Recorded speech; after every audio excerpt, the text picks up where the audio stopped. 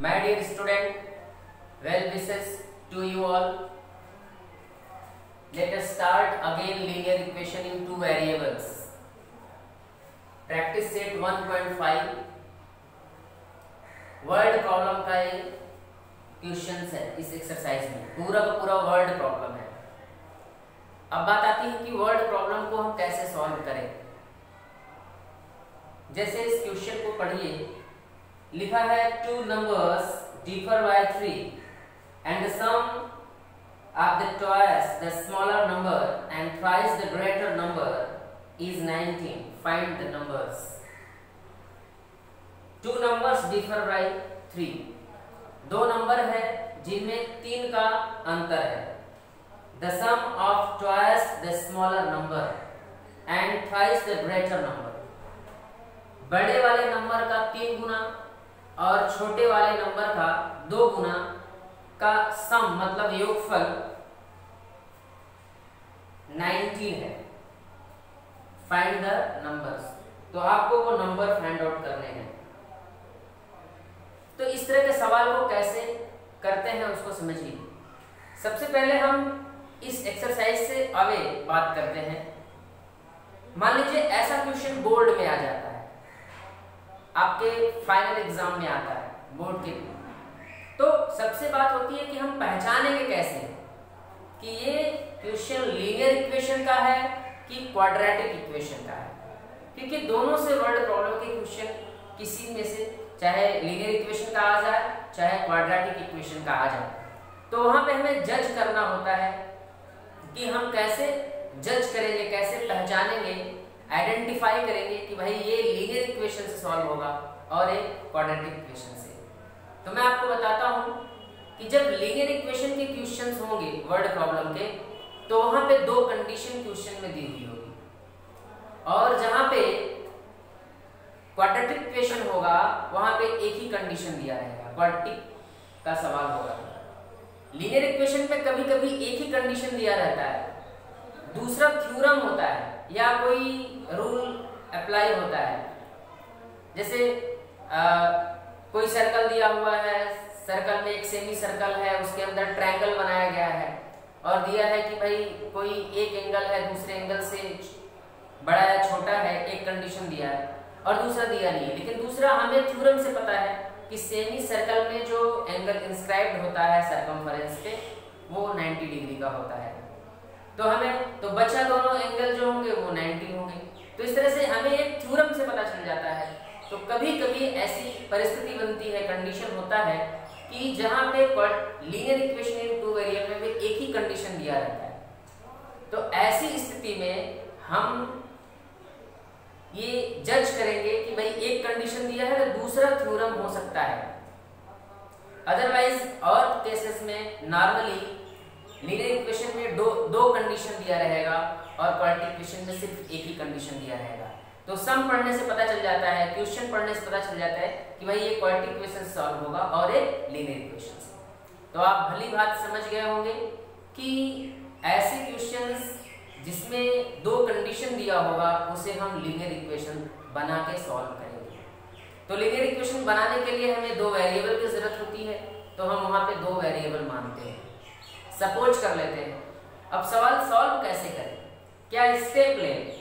तो सबसे पहले आप क्वेश्चन को पढ़िए, एक बार, दो बार, तीन बार अच्छी तरह समझ जाइए कि क्या आपको क्वेश्चन में गिवन है और आपको क्या फाइंड आउट करना है, क्या दिया गया है और क्या पता करना है। ये दिमाग में हो जाना चाहिए।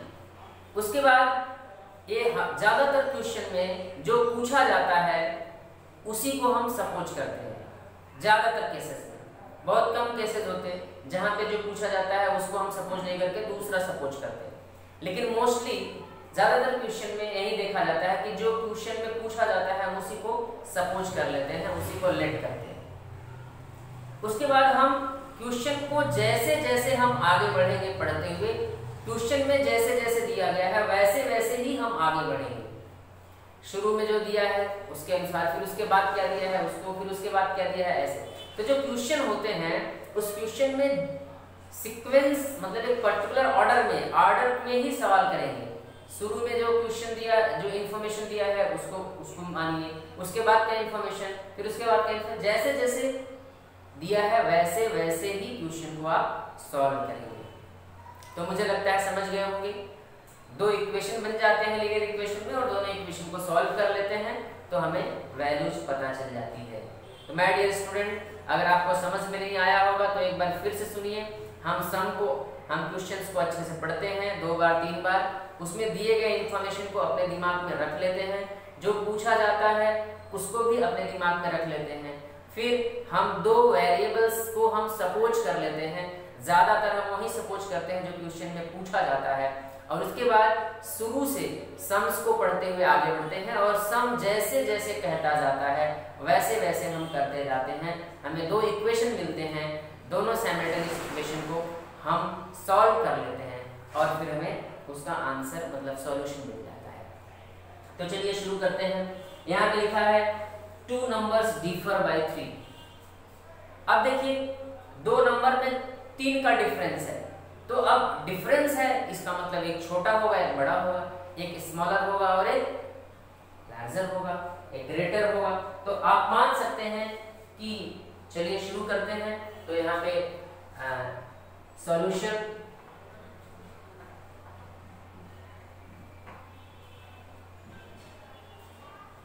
फिर से सम पढ़ लीजिए आप लोग। 2 numbers differ by 3।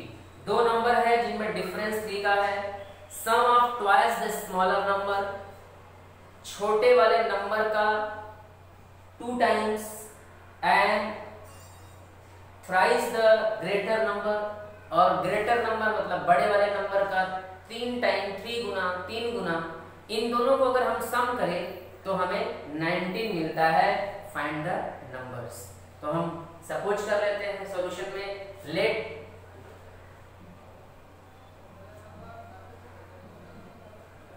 Greater number be X and smaller number be one.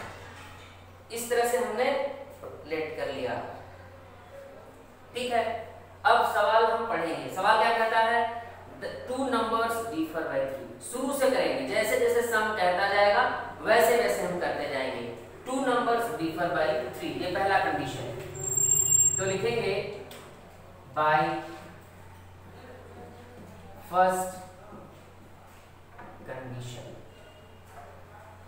First condition कहता है 2 numbers differ by 3।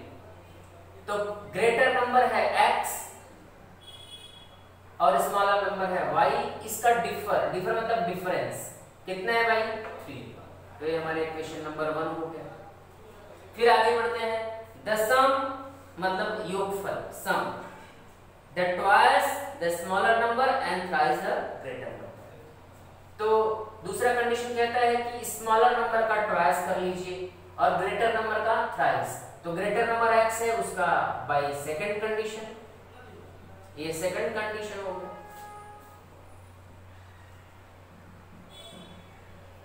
Second condition क्या कहता है कि ग्रेटर नंबर का थ्राइस, ये ग्रेटर नंबर है इसका 3 गुना मतलब थ्राइस, और स्मॉलर नंबर क्या है उसका 2 गुना, और इसको क्या करना है? सम करना है, प्लस करना है। ये कितने के इक्वल है? 90। ये फिर से स्टैंडर्ड फॉर्म में हो गया, इक्वेशन नंबर 2। अब देखिए यहाँ पे x, यहाँ पे 3x, कोएफिशिएंट इक्वल करना है, चाहे x का कर लीजिए चाहे y का कर लीजिए। अगर हम x का कोएफिशिएंट इक्वल करना चाहते हैं तो यहाँ पे 3 से मल्टीप्लाई, और अगर y का करना चाहते हैं तो यहाँ पे 2 से मल्टीप्लाई, क्योंकि यहाँ 2 है। तो हम y का कोएफिशिएंट इक्वल कर लेते हैं। तो मल्टीप्लाइंग इक्वेशन 1 बाय 2, देयरफॉर 2 से मल्टीप्लाई करोगे तो आप 2x हो जाएगा माइनस 2y इक्वल टू 2 3 जा 6। इक्वेशन नंबर 3 हमने 1 से इसको चेंज किया है, हम 1 को भूल जाएंगे और 2 और 3 देखेंगे। तो देखिए यहाँ पे 2, यहाँ पे 2, ये प्लस ये माइनस, साइन अपोजिट, तो हम इक्वेशन को ऐड कर देंगे। Adding equation 2 and equation 3। Therefore we have क्या हो जाएगा, हम दोनों को ऐड कर लेंगे। इक्वेशन 2 पहले लिखा है 3x + 2y = 19 और यहाँ पे 2x - 2y = 6। चलिए हमने इसको ऐड कर दिया तो 3 और 2 5x हो जाएगा, 2y - 2y 0 हो जाएगा और ये 25। तो therefore x = क्या होगा भाई, ये 5 से मल्टीप्लाई उधर जाएगा तो डिवाइड, तो 25 / 5। तो therefore x = क्या हो जाएगा 5। चलिए हमें x की वैल्यू 5 है, x = 5 हम सब्स्टिट्यूट कर देंगे। क्या कर देंगे, सब्स्टिट्यूट या पुटिंग, जो कहिए। पुटिंग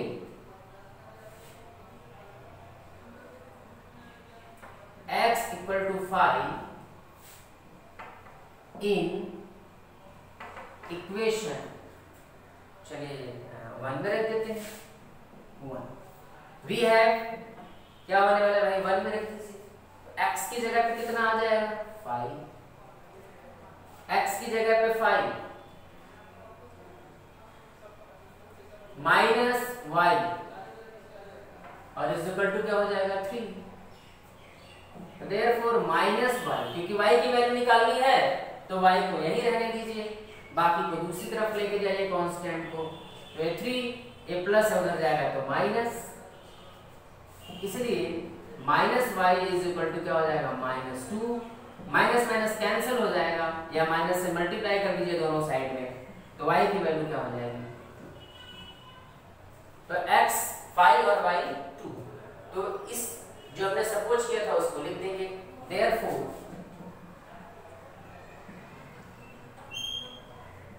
the numbers are, वो नंबर क्या है आप इसमें भी लिख सकते हैं। Therefore greater number be 5 and smaller number is 2, ऐसा भी लिख सकते हैं, या जैसा सम कह रहा है वैसा find the numbers, तो the numbers are 5 and 2। तो ये पहला वर्ड प्रॉब्लम का सवाल है, सम है, इसको कैसे सॉल्व करते हैं अभी आपने देखा। Question number 2, solution. चलिए सॉल्यूशन देखते हैं, उसके पहले सवाल सम्स को पढ़ लेते हैं। कंप्लीट द फॉलोइंग, कंप्लीट करना है। इसमें एक रेक्टेंगल बनाया है और रेक्टेंगल में जो बड़ी वाली साइड है उसका मेजरमेंट दिया है 2x + y = 2x + y + 8, और उसके सामने जो रेक्टेंगल का जो अपोजिट साइड है उसको लिखा है 4x - y। रेक्टेंगल का जो स्मॉलर साइड है जिसको हम ब्रेथ कहते हैं वो 2y है और उनका अपोजिट दिया है x + 4। फिर कह रहा है find the value of x and y, और आपको x और y की वैल्यू फाइंड आउट करनी है।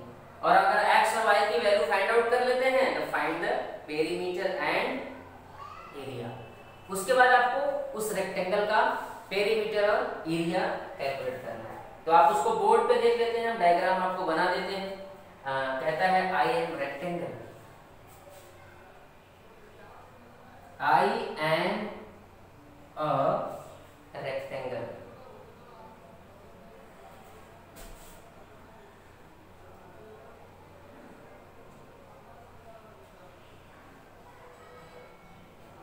ऐसे कह रहा है आई एम रेक्टेंगल, मैं एक रेक्टेंगल हूं, ऐसा वो कह रहा है।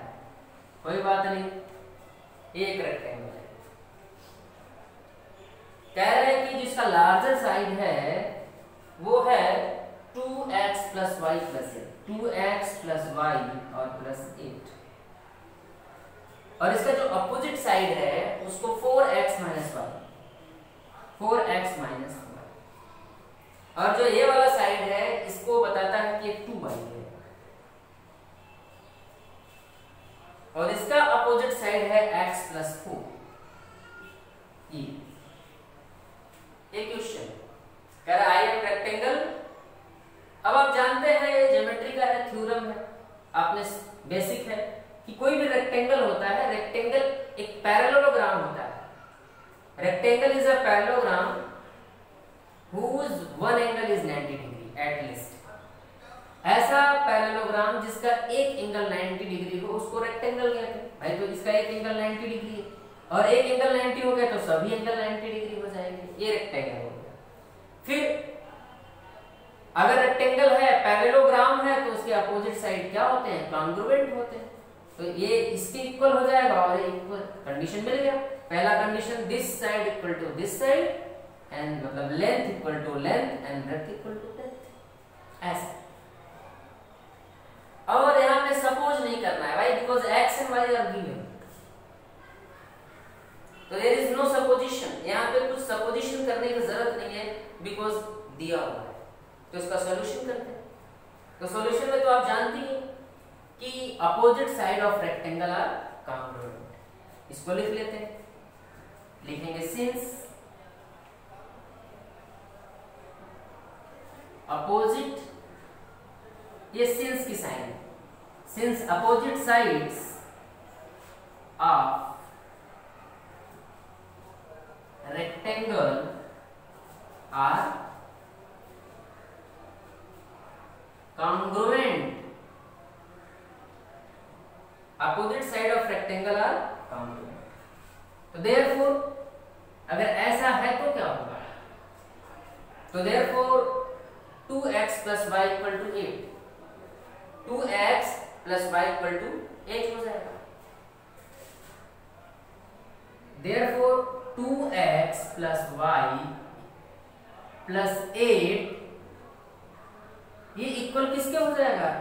4x minus y, 4x minus Y. और and this equal to this and this equal to this, x plus 4, x plus 4 is equal to हो जाएगा 2y। देयरफॉर चलिए इसको हम करते हैं। तो देखिए 2x, ax है, ax इस तरफ आना चाहिए, x x के पास होना चाहिए, ये इधर आएगा तो माइनस 4x होता है। और ये प्लस का y इधर आएगा तो प्लस का माइनस से प्लस y हो जाएगा। और ये प्लस 8 है, उधर जाएगा तो माइनस का 8। तो देयरफॉर ये प्लस ये माइनस आ जाएगा, minus 2x plus 2y is equal to minus 8। चलिए माइनस 2 से सबको डिवाइड कर दीजिए। हमने आपको बताया था हम कॉमन भी ले सकते हैं और डिवाइड भी कर सकते हैं। माइनस 8 डिवाइडेड बाई माइनस 2, अब हो जाएगा x प्लस में माइनस जाएगा तो माइनस y और ये हो जाएगा 4x minus y is equal to 4। Equation number हमारा 1 हो जाएगा। और अगर हम यहाँ चलते हैं तो x इधर आएगा तो माइनस 2y और ये उस तरफ जाएगा तो माइनस 4। ये इक्वेशन नंबर 2। कितना अच्छा सवाल है। तो x माइनस वाई और x minus 2y equal to minus 4 हो गया। अब सॉल्व करते हैं। देखिए यहाँ पे भी x, यहाँ पे भी x, कोफिशिएंट 1 कोफिशिएंट 1। अब दोनों का साइन सेम है तो हम इक्वेशन को क्या करेंगे? सबट्रैक्ट कर देंगे। चलिए सबट्रैक्ट करते हैं। सबट्रैक्टिंग इक्वेशन 2 फ्रॉम इक्वेशन 1, तो हमें क्या मिलेगा? चलिए इक्वेशन 2 को सबट्रैक्ट करते हैं 1 से। x minus Y equal to 4 और नीचे हो जाएगा x minus 2y is equal to minus 4। Sign will change, तो ये माइनस, ये प्लस और ये प्लस, तो ये कैंसिल हो जाएगा और y इज इक्वल टू हो जाएगा 8। अब सब्स्टिट्यूट करेंगे या पुटिंग जो भी लिखे, putting y equal to 8 in equation जो आपको छोटा लगे, तो हम इक्वेशन 1 में रखें या इक्वेशन 2 में रखें, 1 में रख देते हैं। तो देयरफॉर जब आप इक्वेशन 1 में रखोगे तो क्या होगा, इक्वेशन 1 में रखिए, इक्वेशन 1 है x माइनस y की जगह पे 8 हो जाएगा और 4, देयरफॉर x इक्वल टू 4, ये प्लस 8 हो जाएगा उस तरफ, और देयरफॉर x इक्वल टू क्या हो जाएगा, तो x की वैल्यू आपको y की वैल्यू यहाँ पे 8 मिल रही है और यहाँ पे y की वैल्यू क्या मिल रही है, y की वैल्यू 8 और x की वैल्यू 12 मिल रही है। अब पूछ रहा है क्वेश्चन कि find the value of x and y, चलो मिल गया, कह रहा find the perimeter and area, perimeter और एरिया पूछ रहा है। तो चलिए इसके कई तरीके हो सकते हैं, आप x और y की वैल्यू इसमें रख दिए, लेंथ मालूम हो जाएगा और यहाँ पे ब्रेथ मालूम हो जाएगा, पहले इसको निकाल लीजिए, लिखेंगे सिंस लेंथ ऑफ रेक्टेंगल, तो लेंथ ऑफ रेक्टेंगल क्या है,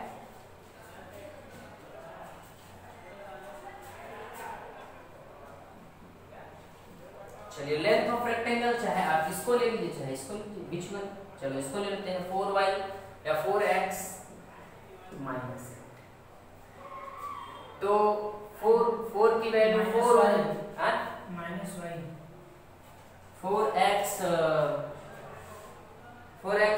माइनस y, सॉरी यहाँ 4x माइनस y है, तो चलिए 4x और x की वैल्यू हमारा आया है 12, माइनस y की वैल्यू 8, मैंने डायरेक्ट वैल्यू रख दिया था, तो ये 48 माइनस 8 गिव 40, कोई यूनिट नहीं है तो हम इसको यूनिट में लिख देते हैं कि भाई ये इतना यूनिट हो गया 40 यूनिट।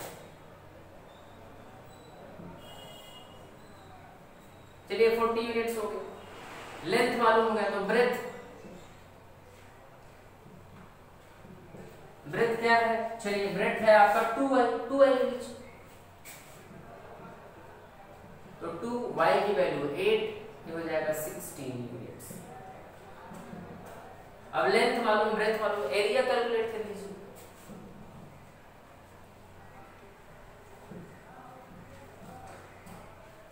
एरिया ऑफ रेक्टेंगल क्या होता है, length into breadth, L into B, तो भाई लेंथ कितनी है 40 यूनिट्स और ब्रेथ कितनी है 16,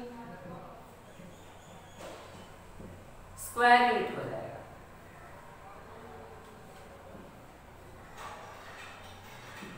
ये स्क्वायर यूनिट। एरिया के बाद पेरीमीटर पूछ रहा है,